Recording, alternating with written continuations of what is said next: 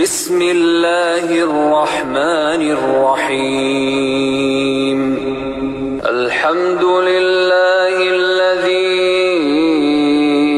أنزل على عبده الكتاب ولم يجعل له عوجا قيما لينذر بأسا شديدا من لدنه ويبشر المؤمنين الذين يعملون الصالحات أن لهم أجرا حسنا ماكثين فيه أبدا وينذر الذين قالوا اتخذ الله ولدا ما لهم به من علم ولا لآبائهم كبرت كلمة تخرج من أفواههم إن يقولون إلا كذبا فلعلك باخع نفسك على آثارهم إن لم يؤمنوا بهذا الحديث أسفا إنا جعلنا ما على الأرض زينة لها لنبلوهم أيهم أحسن عملا وإنا لجاعلون ما عليها صعيدا جرزا أم حسبت أن أصحاب الكهف والرقيم كانوا من آياتنا عجبا إذ أوى الفتية إلى الكهف فقالوا ربنا آتنا من لدنك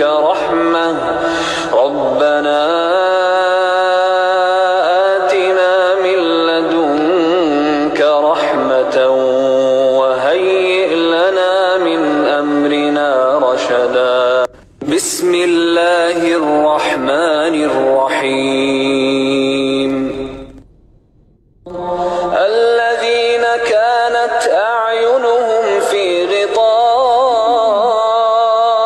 عن ذكري وكانوا لا يستطيعون سمعا أفحسب الذين كفروا أن يتخذوا عبادي من دوني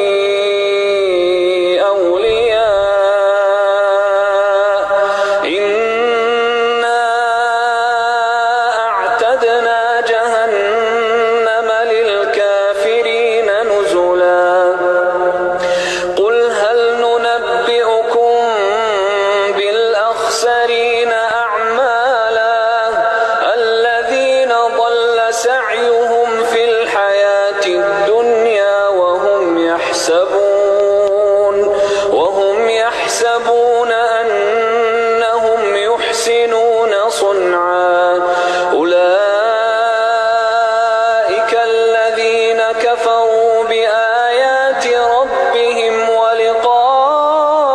ولقائه فحبطت أعمالهم فلا نقيم لهم يوم القيامة وزنا ذلك جزاؤهم جهنم بما كفروا واتخذوا آياتي ورسلي هزوا إن الذين آمنوا وعملوا الصالحات كانت لهم جنات الفردوس نزلا خالدين فيها لا يبغون عنها حولا قل لو كان البحر مدادا لكلمات ربي لنفد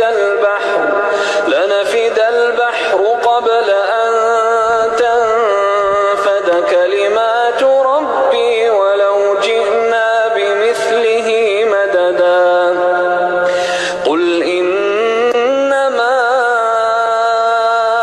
أنا بشر مثلكم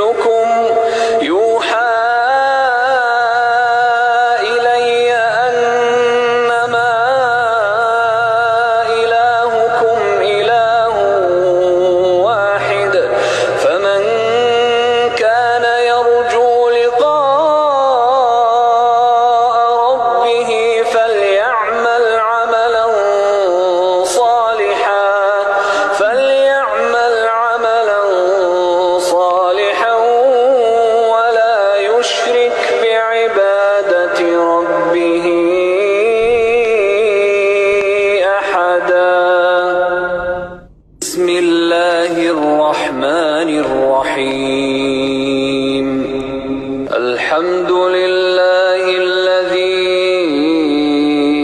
أنزل على عبده الكتاب ولم يجعل له عوجا قيما لينذر بأسا شديدا من لدنه ويبشر المؤمنين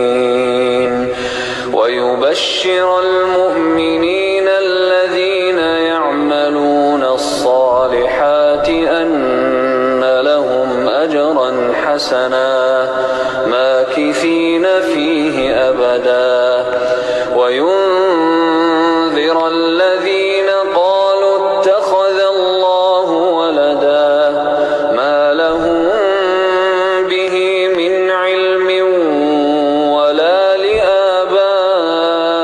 لآبائهم كبرت كلمة تخرج من أفواههم إن يقولون إلا كذبا فلعلك باخع نفسك على آثارهم إن لم يؤمنوا بهذا الحديث أسفا إنا جعلنا ما على الأرض زينة لها لنبلوهم أيهم أحسن عملا وإنا لجاعلون ما عليها صعيدا جرزا أم حسبت أن أصحاب الكهف والرقيم كانوا من آياتنا عجبا إذ أوى الفتية إلى الكهف فقالوا ربنا آتنا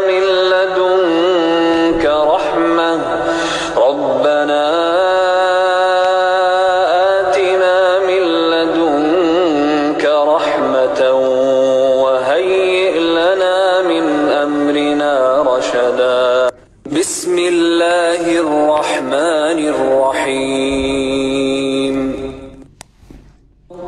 الذين كانت أعينهم في غطاء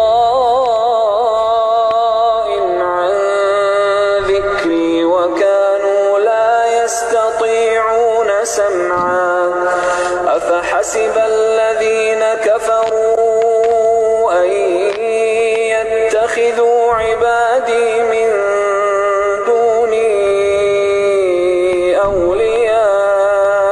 أولياء إنا أعتدنا جهنم للكافرين نزلا قل هل ننبئكم بالأخسرين أعمالا الذين ضل سعيهم في الحياة الدنيا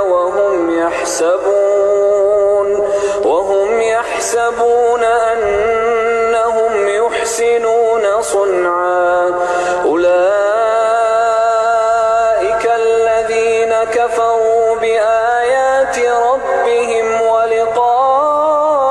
ولقائه فحبطت أعمالهم فلا نقيم لهم يوم القيامة وزنا ذلك جزاؤهم جهنم بما كفروا واتخذوا آياتي ورسلي هزوا إن الذين آمنوا وعملوا الصالحات كانت لهم جنات الفردوس نزلا خالدين فيها لا يبغون عنها حولا قل لو كان البحر مدادا لكلمات ربي لنفد البحر قبل أن تنفد كلمات ربي ولو جئنا بمثله مددا قل إنما أنا بشر مثلكم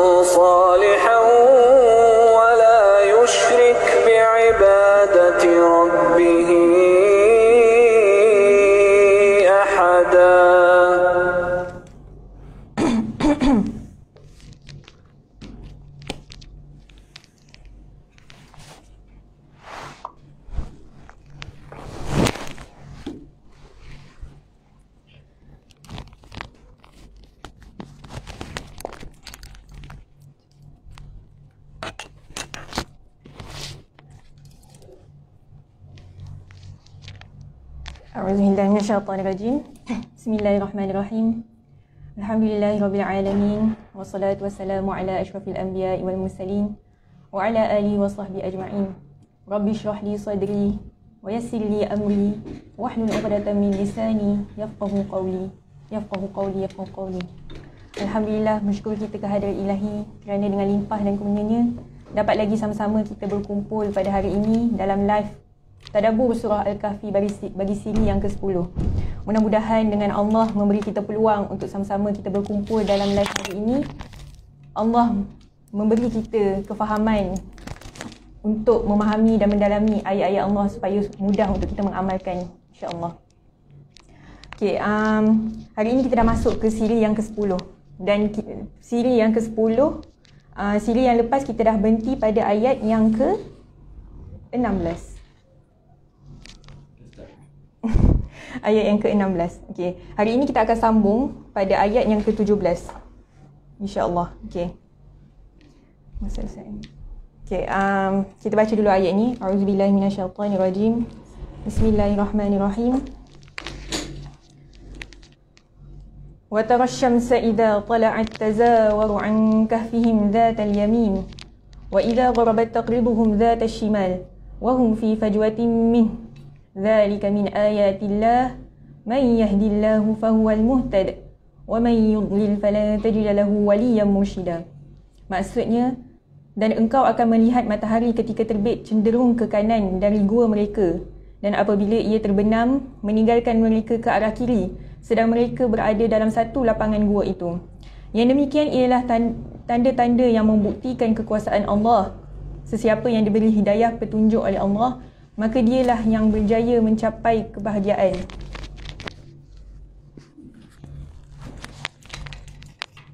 Dan sesiapa yang disesatkannya, maka engkau tidak sekali-kali akan beroleh sebarang penolong yang dapat menunjukkan jalan yang benar kepadanya.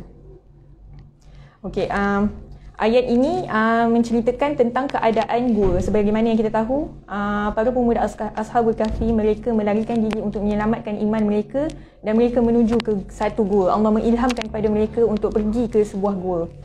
Dan di dalam ayat ini, ayat ke-17, Allah menceritakan tentang keadaan gua tu, di mana mereka bersembunyi, keadaan gua tersebut. Okey.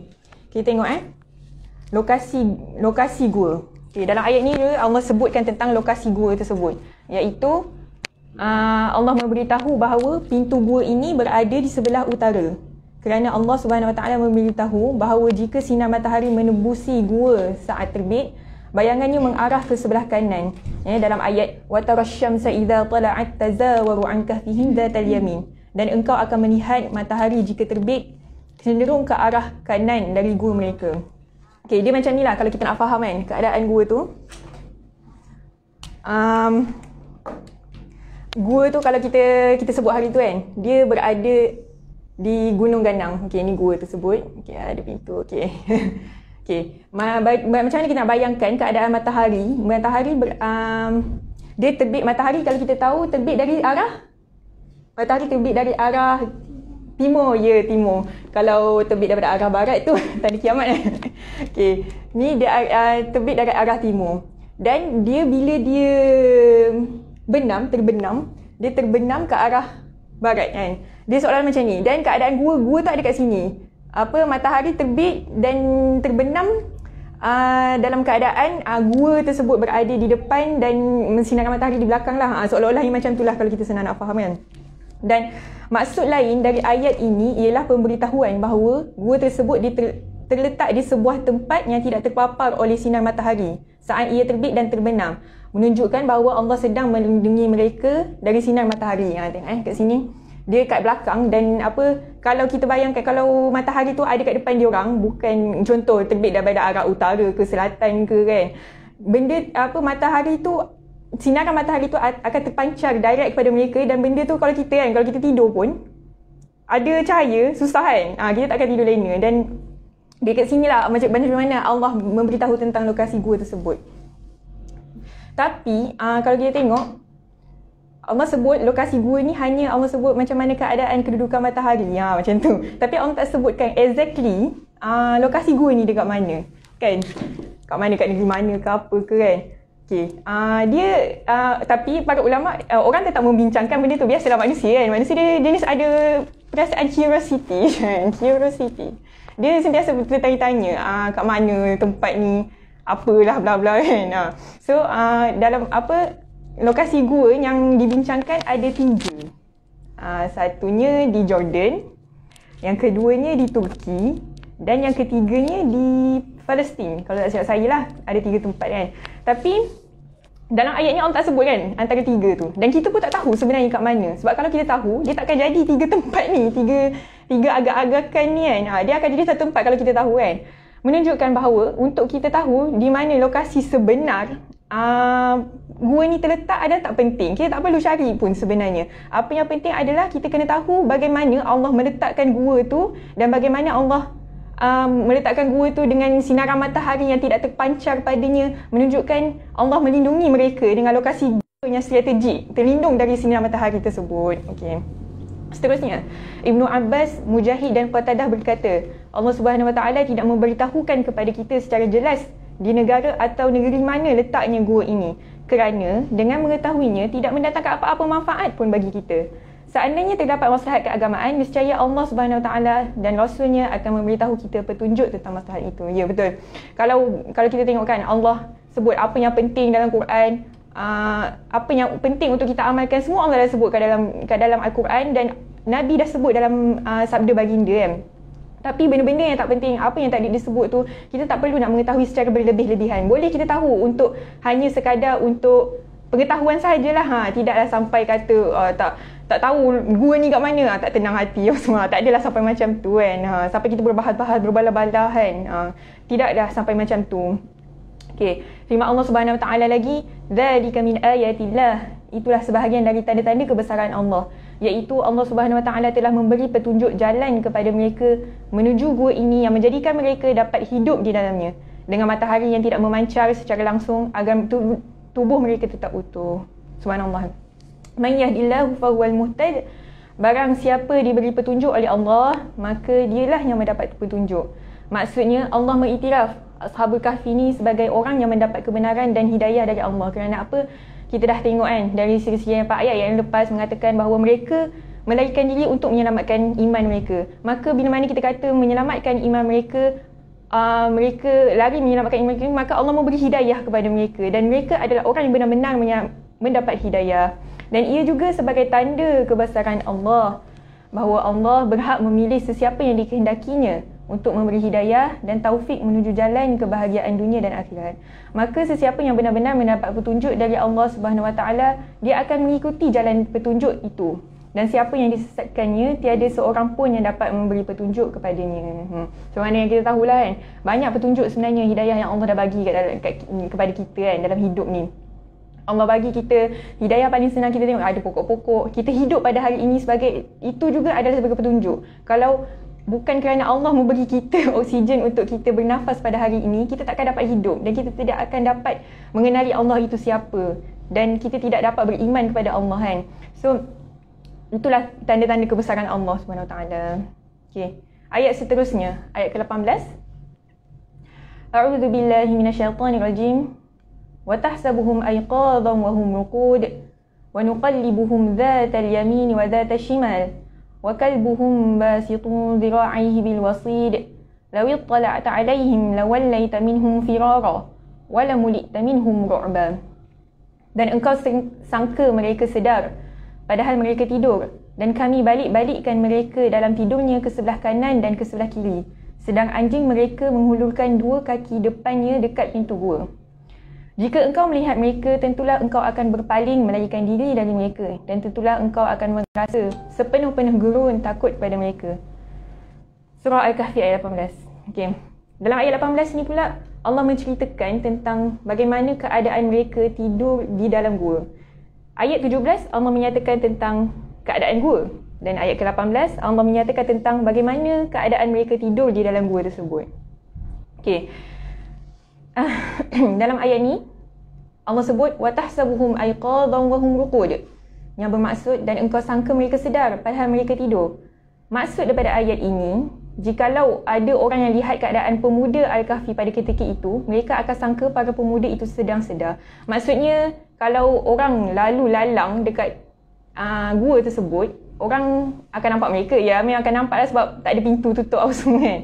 Dan apabila orang nampak mereka, orang akan ingat diorang ni dalam keadaan sedar dan bukan tidur. Kerana sebahagian ulama menyebutkan bahawa Allah Subhanahu Wa Taala menutup telinga mereka untuk dengan tidur, tetapi mata mereka tidak terpejam. Okay? Sebab Maha Suci Allah kan, macam mana Allah melindungi mereka walaupun mereka tidur, tapi mata mereka dalam keadaan terbuka dan mereka tak sedar benda tu kan. Allah membuka mata mereka supaya bila orang lalu orang tengok, orang nak masuk, orang cari dia orang, tengok dia orang tengah dalam keadaan mata terbuka. So kita kan kalau tengok orang lalu satu tempat orang tidur kan, kita tak takut pun kan, tak apalah dia tidur kan. Tapi kalau kita tengok orang tu, orang yang kita hormati kan, contohnya dia dalam keadaan sedar, kita akan rasa macam takut kan. Takut nak tegur, takut nak ni kan. Itulah keadaannya seumpamanya. Dan kenapa Allah membuatkan mata mereka tetap terbuka juga? Sebab dia ni sebab untuk make sure mata dia orang tu tak rapuh. Sebab kita tahu kan, kalau mata kita, kalau lama-lama kita kan, kalau kita tidur lama kan, contoh mata tertutup lama kan, mata tertutup lama tu, bila kita bangun kita rasa macam sakit mata. Rasa tak? Rasa macam mata kering, lepas tu macam nampak tak nampak kan. So macam mana Allah nak menjaga mata mereka adalah dengan Allah membuka mata mereka. Dan bila mana mata mereka tetap mendapat angin daripada luar, benda tu dapat menyelamatkanlah mata mereka tetap terpelihara. Tetap nampak seperti biasa walaupun ditidurkan selama 300 tahun lebih.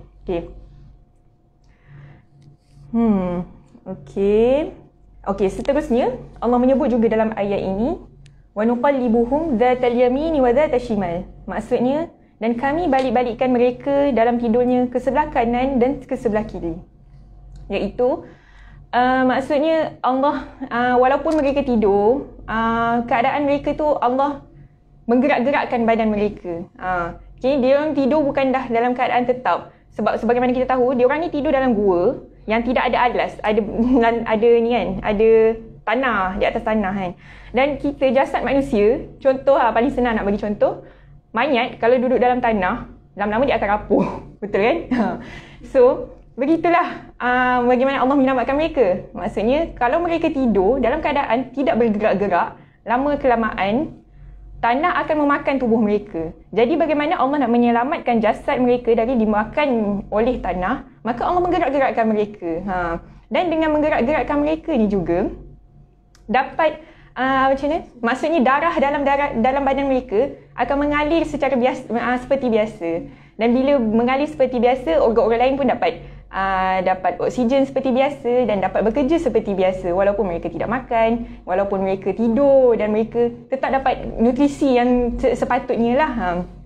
Itu antara pendapat para ulama lah begitu kan. Tapi kalau fikir logik pun betul juga kan. Sebab kalau kita contohnya orang yang aksiden kan, orang yang aksiden terlantar dekat atas katil lama kan, dia akan ada satu ketika bila mana dia dah lama sangat terlantar atas katil, dia akan ada darah beku kan, akan ada darah beku, dan lama-kelamaan darah beku tu boleh naik kan sampai ke jantung, dan benda tu akan menyekat organ apa semua kan. Benda tu akan bagi efek lah dekat badan dia kan. Dah lah tak boleh nak gerak, lepas ada darah beku akan beri efek pada jantung, dan bila bagi efek ke jantung tu akan bagi efek dekat tubuh lain kan. Jadi kerana itu bahayalah kalau kita tak sentiasa tak bergerak kan. Kalau kita dalam keadaan tetap satu. Kini sekarang ni Allah bagi tahu, Allah membolak-balikkan tubuh badan Ashabul Kahfi ini, iaitu untuk menyelamatkan mereka lah dari segenap sudut, daripada tidak dimakan dan daripada kesihatan, agar organ mereka tetap sihat. Okay. Seterusnya, kejap. Okay, ni tak apa, ni tak penting. Okay. Seterusnya, Allah sebut dalam potongan ayat seterusnya, a'udzubillahi minasyaitonirrajim, wa kalbuhum basitun dhira'ihi bil wasid. Sedang anjing mereka menghulurkan dua kaki di depannya dekat pintu gua.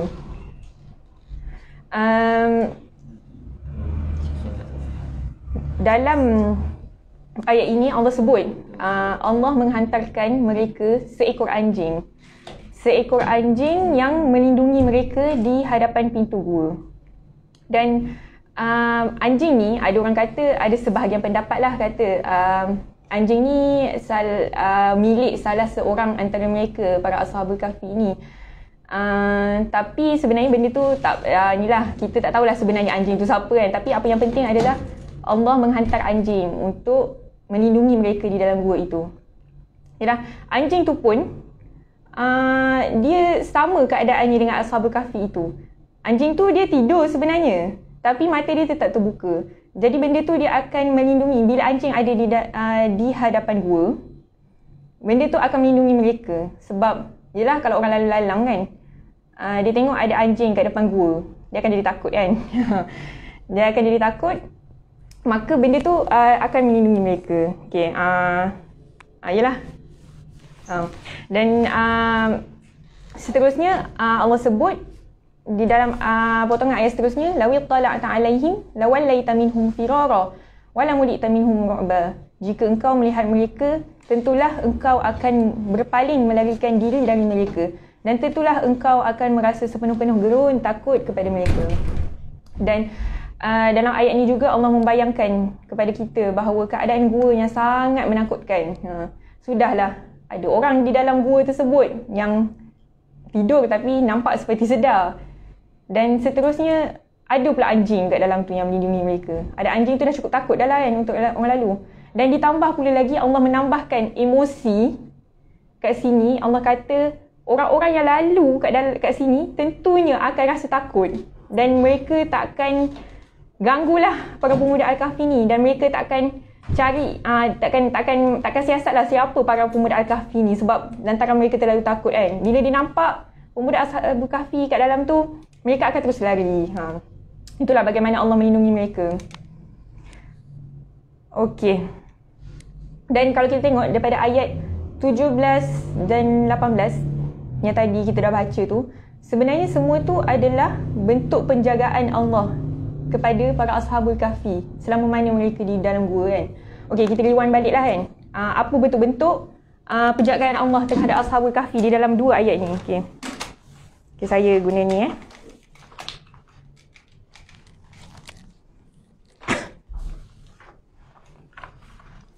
Okay, dalam ayat 17 Allah sebut, kita baca tadi, a'udzubillahi minasyaitonir rajim, wa tarasy-syamsa idza tala'at tazawaru an kahfihim dzatal yamin. Okey, tentu dia dulu.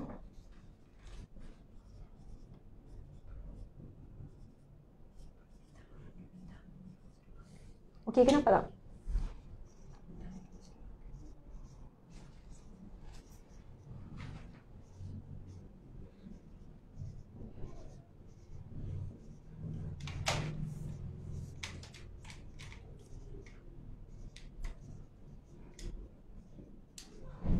Okay, kalau tak nampak beritahu Okey.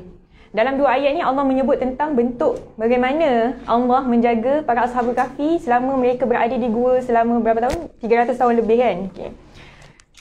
Satu daripada ayat ni kita boleh nampak bagaimana Allah menjaga mereka adalah, satunya Allah sebut pasal matahari, Asy-Syams, iaitu kedudukan matahari yang tidak terpancar secara langsung kepada mereka. Okay. Ataupun kita boleh kata tentang lokasi gua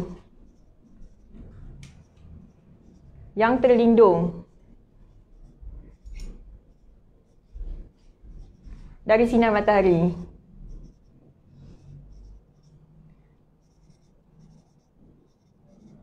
Okay, seterusnya Allah sebut apa? Wa tarasy-syamsa idza tala'at tazawaru an kahfihim dzatal yamin wa idza gharabat taqiduhum dzata shimal wa hum fi fajwatin min. Okey, ini pun penting juga. Wa hum fi fajwatin min.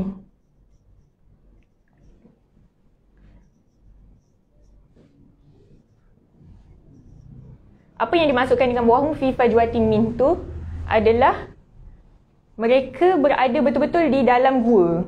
Dan bukannya Allah letakkan mereka di hadapan gua, dekat pintu ke, dekat luar ke kan. Mereka ada di dalam gua, betul-betul kat dalam gua kan. Wahum fi fajwatin, berada di dalam gua.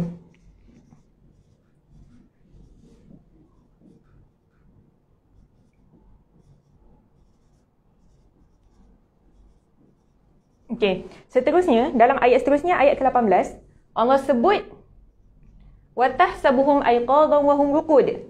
Kamu menyangka mereka tidur. Kamu menyangka mereka dalam keadaan sedar, sedangkan mereka sedang tidur. Kan? Wa tahsabuhum ayqadhan.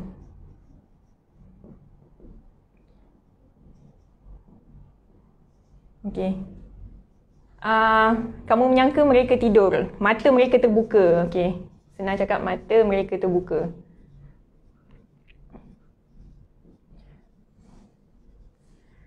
Seterusnya Allah sebut wa nuqallibuhum zatal yamin wa zatal shimal. Allah membolak-balikkan tubuh badan mereka kan. Wa nuqallibuhum bermaksud Allah membolak-balikkan tubuh.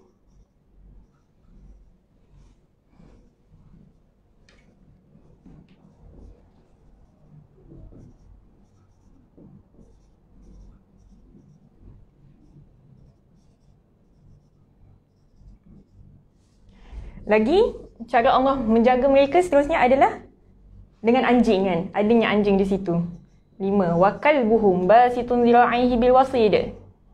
Kalbuhum. Okay, anjing. Anjing yang menjaga.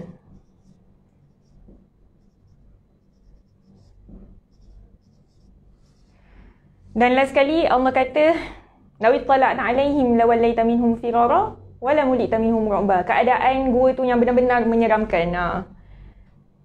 6. Ru'ba. Menakutkan, keadaan yang menakutkan.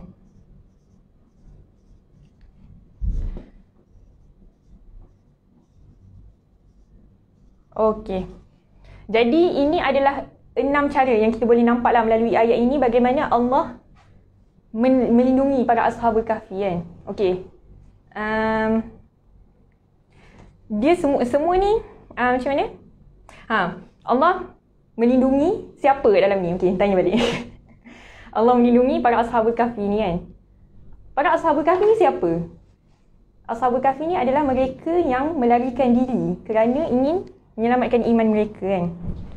Dan bila kita kata melarikan diri kan, kalau kita terfikir contohlah kita kan, kita melarikan diri, contohlah adalah masalah apa-apa kat rumah ke apa kan, ada orang datang kejar kita, alung kejar kita kan, contoh kan, bayang. Kita nak melarikan diri, kita tinggalkan keluarga, kita tinggalkan harta yang kita ada kan. Apa yang akan terlintas pada fikiran kita? Tentunya kita fikir macam, aku nak melarikan diri, tak ada apa-apa ni, aku bawa bekal kan, macam mana aku nak menyelamatkan diri aku? Adakah aku akan survive selepas ini? Dan kalau aku pergi satu tempat ni, adakah aku akan mati di situ kan? Sebab kita rasa macam tak ada, kita larikan diri tapi kita tak tahu apa nak buat lepas tu kan. Macam tu lah. Tapi kita tengok macam mana Allah lindung, macam mana apa yang berlaku pada para ashabul kahfi ini. Mereka melarikan diri untuk menyelamatkan iman. Maka dengan asbab niat murni mereka itu untuk menyelamatkan iman, Allah menghantar pertolongan kepada mereka. Dan inilah bentuk pertolongan Allah kepada mereka kan. Bentuk pertolongan Allah dan bentuk rahmat yang Allah beri kepada mereka. Dari sudut mataharinya, dari sudut mereka berada di dalam gua, dan dari sudut mata mereka yang tetap terbuka, dari sudut bagaimana Allah membolak-balikkan badan mereka supaya mereka dapat tetap hidup, dan seterusnya dari sudut anjing yang Allah bagi, dan dari sudut emosi orang yang datang kat situ pun akan jadi takut kan. Dia nak katanya apa kan? Nak katanya Allah sebut kat dalam surah Al-Kahfi ayat ke-17, kalau kita baca kan, ada Allah sebut zalika min ayatillah man yahdillah fahuwal muhtad. Yang demikian itulah tanda-tanda yang membuktikan bahawa sesiapa yang diberi hidayah oleh Allah, maka dialah orang yang mendapat hidayah. Dan ini juga adalah bukti kekuasaan Allah kepada para pemuda Al-Kahfi kan. Dan ia juga merupakan bukti kekuasaan Allah terhadap sesiapa orang-orang yang beriman dan yang mengharap petunjuk hanya daripada Allah. Dan Allah sebut, siapa yang mengharap petunjuk daripada Allah, Allah pasti akan memberi hidayah kepada mereka kan. Itu adalah janji Allah kan. Dan kita kan, contoh lagi kan, saya bagi, kalau kita manusia, kita hidup di dunia, kita nak mencari bahagian dunia. Bila kata mencari bahagian dunia, bukanlah kata tak boleh sebenarnya kita nak cari bahagian dunia ni kan. Boleh kita nak mencari bahagian dunia. Yang penting kita menjadikan dunia tu sebagai jambatan untuk kita menuju ke akhirat kan. Dan bila kita contoh kan, kita nak kereta. Kalau kita nak kereta, apa yang kita buat? Kita nak beli kereta. Kita akan berusaha, bekerja sekeras mungkin untuk mengumpul duit supaya kita dapat bayar down payment kan. Dan begitu juga kalau kita nak rumah kan, kita akan bekerja keras untuk kita bayar down payment, dan kita akan bekerja keras cari tanah yang sesuai, bina plan rumah idaman kita kan, supaya kita dapat duduk di dalam itu dengan bahagia, mencapai kebahagiaan kan. Dan begitu juga kalau kita nak mencari bahagia akhirat kan, Allah memberitahu kalau kita nak mencari bahagia akhirat, kita kena berusaha dengan sungguh-sungguh untuk kita mendapat bahagian akhirat tersebut, yang mana hanya Allah yang memiliki bahagian akhirat tersebut. Dan Allah sebut dalam ayat ini juga kan, siapa yang berusaha sungguh-sungguh untuk mencari petunjuk atau pertolongan daripada Allah, Allah pasti akan memberi petunjuk tersebut. Dan kita boleh tengok sendirilah pada pemuda Ashabul Kahfi ni sendiri kan, betapa hebatnya pertolongan yang Allah berikan kepada mereka. Kita kan, secara logiknya orang yang melarikan diri, kita tak akan dapat jangka apa yang akan berlaku pada masa akan datang pada diri kita. Tapi Allah memberi jaminan dalam ayat ini bahawa bila kita meletakkan pergantungan dan harapan kepada Allah, Allah pasti akan membantu kita dengan cara Allah sendiri kan, dengan cara yang kita tak jangka kan, cara yang kita sendiri tak nampak macam mana. Kalau kita tengok balik semua ni kan, adakah para Ashabul Kahfi menyangka mereka akan diselamatkan dengan cara macam ni kan? Tak kan? Inilah cara Allah menyelamatkan mereka kan. Allah ada cara tersendiri untuk menyelamatkan kita dan memberi hidayah kepada kita kan. Dan ia juga sesuai dengan firman Allah Subhanahu Wa Taala dalam surah At-Talaq ayat ke-2 dan ke-3. Allah sebut, a'udzubillahi minasyaitonirrajim. Wa may yattaqillaha yaj'al lahu makhraja. Sesiapa yang bertakwa kepada Allah Subhanahu Wa Taala, Allah akan memberikannya jalan keluar kepada setiap apa yang mereka hadapi, atas setiap kesulitan yang mereka hadapi. Dan seterusnya Allah berfirman lagi, wa yarzuquhu min haitsu la yahtasib. Dan Allah Subhanahu Wa Taala akan memberinya rezeki dari jalan yang tidak disangka-sangka. Seterusnya Allah berfirman lagi, wa may yatawakkal 'ala Allah fa huwa hasbuh. Dan sesiapa yang berserah diri bulat-bulat kepada Allah, maka cukuplah Allah Subhanahu Wa Taala baginya. Masya-Allah kan. Allah Subhanahu Wa Taala akan menyelamatkan kita bila mana kita menggantungkan harapan kepada Allah Subhanahu Wa Taala. Inilah juga yang kita boleh belajar daripada cerita pada Ashabul Kahfi kan, ketika mereka ditidurkan. Okey dah. Saya rasa cukup sekadar tu dulu perkongsian saya pada hari ini. Sekejap. Okey. Gitu lah. Okay, Okey, sebagai penutup, saya sukalah untuk saya kongsikan satu hadis Nabi SAW dalam kitab Sunan Al-Tirmidzi yang diriwayatkan oleh Ibnu Abbas radhiyallahu anhu. Ibnu Abbas radhiyallahu anhu berkata, suatu hari aku berada di belakang Nabi SAW. Lalu baginda bersabda kepada seorang budak, "Ya gulam, inni u'allimuka kalimat." Wahai anak, sesungguhnya aku akan mengajarkan kamu beberapa kalimat atau beberapa perkara. Iaitu apa yang Rasulullah nak ajarkan kepada budak ini kan, budak kecil ni. Rasulullah bersabda, "Ihfazillah yahfazka." Jagalah hak Allah, nescaya Allah akan menjagamu. "Ihfazillah tajidhu tujahaka." Jagalah Allah, nescaya kamu akan mendapati Allah berada di hadapanmu dan sentiasa bersamamu. "Wa idza sta'anta fasta'in billah." Jika kamu mempunyai permintaan, maka mohonlah hanya daripada Allah Subhanahu Wa Taala. Insya-Allah kan, moga-moga sama-sama dengan kita mengambil ibrah daripada kisah para Ashabul Kahfi ini, kita dapat menambah pergantungan kita pada Allah, dan perkara ini dapat menambah iman kita, dan moga-moga dengan pergantungan kita kepada Allah, Allah akan membalasnya dengan memberi pertolongan untuk kita menuju ke syurga, insya-Allah. Okey. Minta maaf hari ni saya dapat dapat berita Ustazah tak sihat. Ustazah Asma yang mungkin ramai lah yang tertanya kan, kata Ustazah Asma tak ada, selalunya Ustazah Asma yang start kan, Ustazah Wasita penutup. Tapi hari ni Ustazah Wasita yang start, Ustazah Wasita juga yang penutup.